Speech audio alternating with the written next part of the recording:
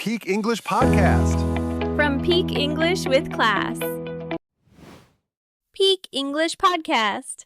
Hey, English learners. Welcome back to the Peak English Podcast, your cozy place to learn easy English through real-life conversations and improve your life at the same time. I'm Sarah. And I'm Alex. And as always, we're really happy you decided to spend a little bit of your day with us. Before we dive in, just a quick reminder. This is a B1 to B2 level English episode. If you don't understand every single word, just relax. You can always listen again. Exactly. It's not a test. It's just a friendly chat. Grab a coffee, sit back, and get comfortable with us. So today we are talking about something that makes a lot of people sweat. Small talk. You know, those short, casual chats with strangers. Oh my gosh, yes. Small talk is the worst. I always feel so awkward. And honestly, a bit fake. You're not alone, Sarah. Most of us think it's just a painful chore, like a waiting room you suffer through just to get to a real, deep conversation. Right! I usually just hide in the corner at parties. I pretend to look at my phone so no one talks to me. I used to do the exact same thing. But if you really look around, every big relationship starts with small talk. Even your best friend started as a stranger. Yeah, I guess that is true. We started by complaining about the weather, right? Exactly. So today, I'm going to share an unpopular take. We'll show you how to actually master small talk, even if you are an introvert, using one unexpected, simple trick. Wait, really? A magic trick for introverts? Okay, I definitely need this. But before Alex gives us his secret, we want to hear from you guys. When you are forced to make small talk, how does your body feel? Yes, we love reading your stories. Scroll down to the comments right now and type your answer. Start by writing, I'm your name from your country. And when I make small talk, I feel... Do you feel nervous? Does your stomach hurt? Let us know in the comments below. We read every single comment, and it really helps us feel connected to you all. Okay, Alex, you promised us a trick. Because, honestly, I overthink everything when I meet someone new. That's the core problem, Sarah. We overthink it. We constantly ask ourselves, what do I say? Am I boring? Exactly. I always worry that they don't want to hear my thoughts or that I will sound silly. Well, our first tiny habit is to completely change your mindset. Don't try to be interesting. Try to be interested. Wait, what? Can you break that down? Usually, I try to think of a funny joke or a cool story before I talk to someone. That is what we all do. But it puts way too much pressure on you.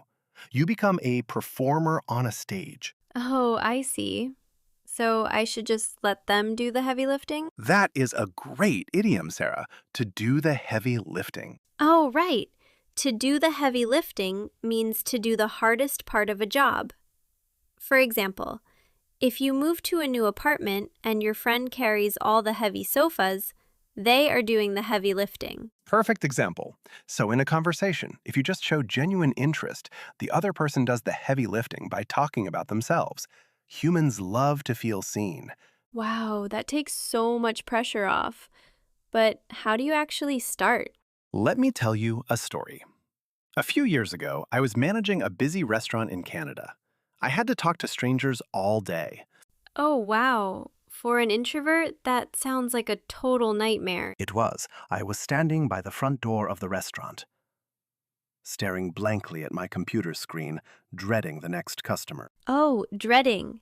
That means feeling extremely worried that something bad is going to happen. Like when I dread going to the dentist. Spot on. I felt a tight pain in my chest. I thought, I am a complete failure at talking to people. That sounds so stressful. What happened next? A very serious business executive walked in. Normally, I would ask a boring question like, "How are you today, sir?" Right, like a robot. But instead, I noticed a tiny detail. He was holding a very strange, broken umbrella. So I looked at him and said, "That umbrella looks like it has survived a hurricane." No way. Did he get angry? That sounds risky. He actually laughed out loud. He said, You have no idea. I've had it for 10 years. And suddenly, all the tension disappeared. That is amazing. You didn't ask him a heavy question, you just noticed something in the room. Exactly. And that is the secret trick. Active observation. You just notice tangible details, like a shirt, a coffee cup, or an umbrella, and make a neutral comment. Just to be clear, tangible means something real that you can actually touch or see, right? Like my shoes? Yes, exactly. Tangible things. It invites them to talk, but it doesn't demand a long answer. I love this. I don't need to be funny. I just need to open my eyes and look around. Right, but noticing things is only half the battle. You also need to know how to keep the ball rolling without making it awkward again. Oh, to keep the ball rolling means to make sure an activity continues without stopping. Like if we start cleaning the house, we play fun music to keep the ball rolling. Exactly. You don't want the conversation to stop suddenly, which brings us perfectly to our second tiny habit. Okay, so I can notice a tangible detail, but what happens next? Usually I make a comment, the other person says thanks, and then we just stand there in silence? Ah, yes, the dreaded awkward silence. It feels like time stops completely, doesn't it? Yes! My mind just goes completely blank. I always hit a dead end and panic. Hit a dead end. That is a very useful phrase for our learners, Sarah. Oh, right. To hit a dead end means you reach a point where you cannot go any further. For example, if you are driving and the road is closed, you hit a dead end. In a conversation, it means you have nothing left to say. Exactly. And trust me, I used to hit a dead end all the time. Let me tell you about a networking event I went to a few years ago. Oh? What happened? Networking events are usually so stressful. I was standing near the coffee table, just holding my paper cup very tightly. I was so nervous that my hands were actually shaking. Oh no, I hate that feeling. Your palms get all sweaty, right? Exactly. A very important manager walked up next to me. My chest felt incredibly tight. I thought, Alex, you must say something smart right now. And did you use your active observation trick? I did.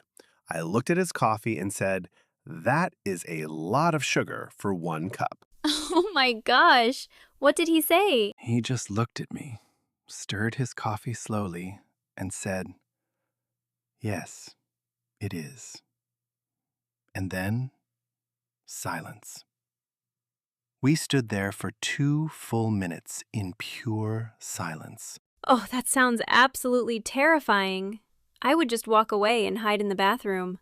I wanted to. But the reason this happened is because of human psychology.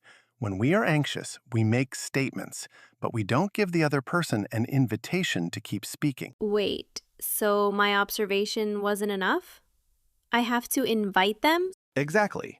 Which brings us to our second tiny habit, pass the mic. Oh, let me explain that one. To pass the mic means to give the microphone to someone else so they can speak. Like at a karaoke bar, when you finish your song, you pass the mic to your friend. Spot on. In small talk, passing the mic simply means you must always finish your sentence with a question. Wow. Always? So if I make an observation, I follow it with a question? Yes, let's say you notice someone's shoes. You say, "Those look way too clean to be comfortable." That is your observation. And then I ask, did you just buy them today? Exactly. You pass the mic. Now, they have to answer. People actually love talking about themselves. You just have to give them permission. That is so simple. You just toss the ball back to them. Yes, and here is the magic part. If they know how to have a conversation, they will answer your question and then ask you a question back. I see. So it becomes a real back and forth, like a game of tennis. Precisely. But what if you pass the mic and they refuse to catch it? What if they just give you a one-word answer? Oh, that hurts my feelings so much. I feel like I am bothering them. Don't worry, it happens to everyone. Let's talk about our third tiny habit, which will save you from getting your feelings hurt. Okay, I am taking notes. What is the third habit? The third habit is called matching energy. But first, let me ask you, Sarah, how do you react when someone gives you a short, cold answer? Honestly, I try harder. I start asking a million questions to force them to like me. I just ramble on and on. Ah, ramble. Let's explain that word for our listeners. Okay, to ramble means to talk for a long time in a confused way, usually because you are nervous. Like when a student doesn't know the answer to a test, they just ramble to the teacher. Yes, and rambling is the worst thing you can do when someone is giving you low energy. Why? Shouldn't I try to warm them up? Maybe they're just having a bad day. I used to think that too. Back in Moldova, where I am originally from, small talk is very rare. People are very direct. Really? No small talk at all? Barely. If you ask someone, "How are you?" they might tell you their entire medical history, or they might just ignore you. Oh, wow. That sounds a bit intense. It is. One time, I was at a bus stop in the rain, shivering in my coat. I looked at the man next to me and asked, "Terrible weather today, isn't it?" And? Did he agree? He slowly turned his head, stared deeply into my eyes, and just said, "Yes." Then he turned away. Oh no, that is so cold. Did you try to keep talking to him? No, because I remembered to match his energy. If he gives me a one-word answer and looks away, I accept it. I do not push the conversation further. I see. So, matching energy means acting the same way the other person is acting. If they are excited, you can be excited. If they are quiet, you stay quiet. Exactly, Sarah. It protects your peace. Not every single observation will lead to a conversation, and that is perfectly fine. Wow, that is actually so healing to hear. It means it is not my fault if someone doesn't want to talk. It is never your fault. You're just opening the door. If they don't want to walk through it, you move on. No harm, no foul. Oh, no harm, no foul. That means no damage has been done and there is no reason to be upset. Like if you accidentally drop a glass but it doesn't break. No harm, no foul. Perfect. But Sarah, there is one invisible mistake that people make before they even open their mouths to speak. An invisible mistake? Oh no, I am definitely making this mistake. What is it? It has to do with what your face is doing when you are thinking. Let's discuss habit number 4, fixing your resting face. So, when we are nervous, we completely lose track of our face. Our facial expressions actually communicate before we even speak a word. Oh, wait. You mean my face might look angry when I am just trying to think of what to say? Exactly. Let me tell you about a time I completely failed an important moment because of this. Oh no, what happened? I feel like this is going to be relatable. I was sitting in a very bright, cold office, just staring at a hiring manager across a big glass desk. I was there for a job interview. Those rooms are always so intimidating. I always freeze up. She looked at me and asked a simple small talk question. "Did you find our office easily?" And my brain just froze. Oh no! What did your face do? I frowned deeply, staring blankly at the floor. My stomach was twisting in knots. I thought, "Please don't sound stupid, Alex." Oh my gosh. You probably look like you were furious at her simple question. Exactly. I finally looked up and said, "Yes, I did." But because of my tight, stressed face, it sounded incredibly aggressive. Wow. And she couldn't read your mind. She didn't know you were just panicking inside. Right. Read my mind. That is a great idiom to explain, Sarah. Okay, to read my mind means to know what someone is thinking without them having to say it out loud. For example, I was just craving pizza and you brought pizza. You read my mind. That is a perfect example. And because the manager couldn't read my mind, she just assumed I was a very unfriendly person. Let me guess. You didn't get the job. I did not get the job. So, our fourth tiny habit is to soften your face. Even if you are nervous, try to give a gentle smile so you look approachable. Just a soft smile, right? Like we don't want to have a creepy, huge grin while staring at someone. Yeah, definitely avoid the creepy grin. Just be warm. Now, let's move to our final habit. And honestly, this is the most important one. Okay, the final piece of the puzzle. What is the last habit? You have to genuinely mean it. You cannot just fake being interested in people.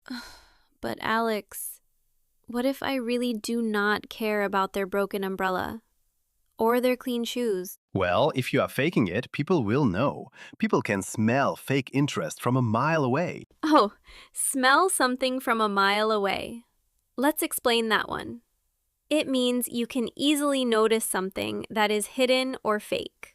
Like, my mom can smell a lie from a mile away. Beautifully explained. Small talk isn't just about passing the time, Sarah. It is actually an empathy exercise. An empathy exercise? Wait, how is asking about a coffee cup showing empathy?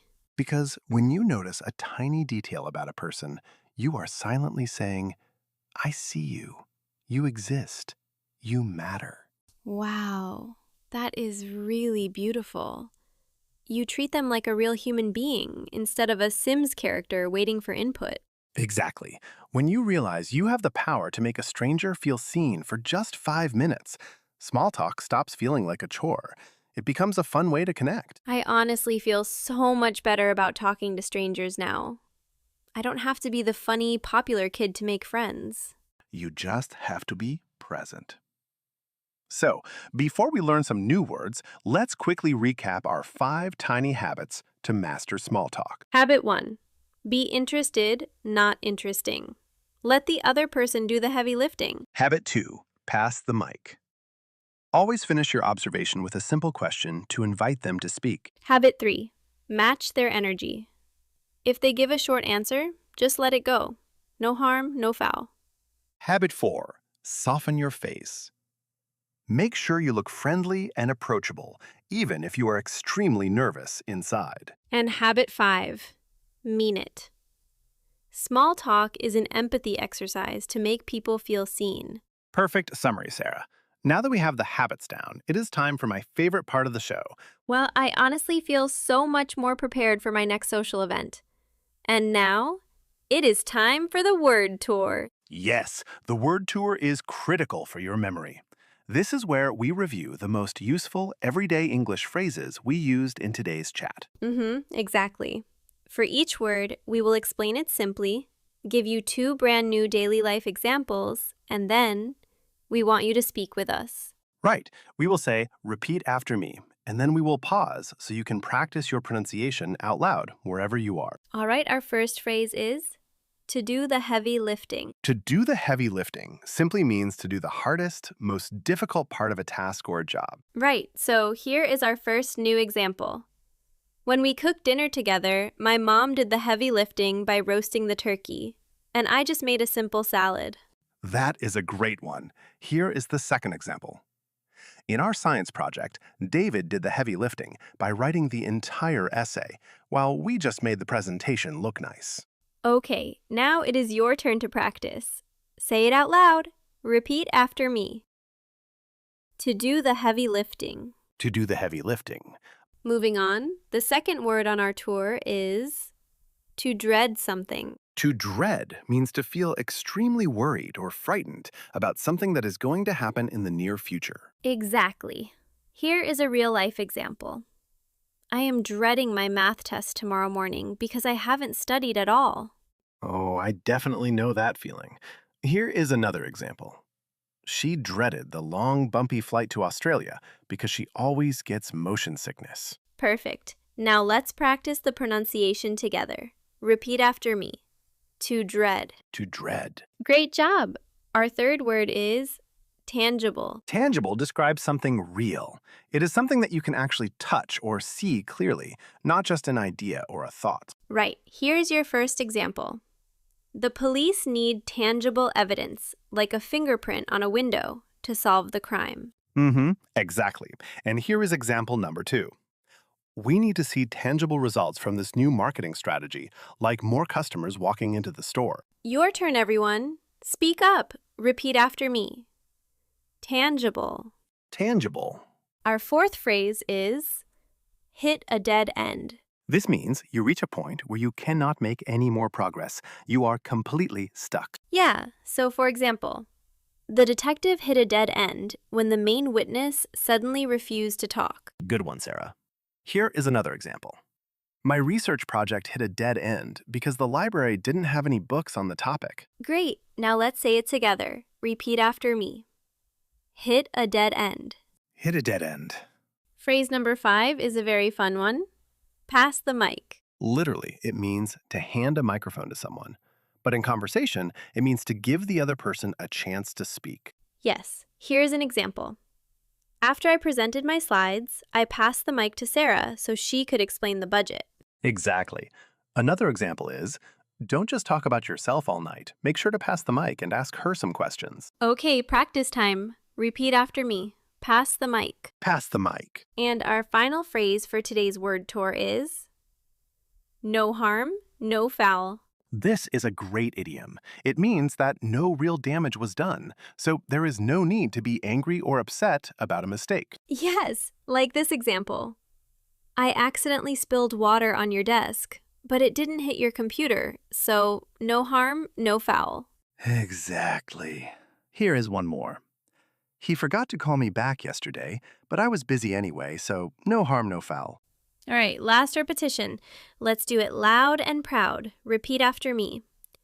No harm, no foul. No harm, no foul. And that brings us to the end of today's episode of the Peak English Podcast. Thank you so much for hanging out with us today. Whether you are cooking dinner, commuting on a busy train, or just relaxing in bed, we appreciate you. We really do. We know learning English can be a struggle, but you are doing a fantastic job just by showing up, listening, and practicing with us. If you enjoyed this cozy chat, please do us a huge favor. Hit that like button and subscribe to the channel. It really helps us reach more amazing learners just like you. And hey, if you found this conversation helpful, click on the next video on the screen to learn about money and relationships, arguing over money and how to solve it. It is a deeply helpful conversation that you definitely don't want to miss. We cannot wait to see you there. This is Sarah. And this is Alex. You've been listening to the Peak English Podcast. Bye. Your progress doesn't end here. To continue advancing your Speak English skills, click on the next video or explore the additional videos we've thoughtfully selected for you.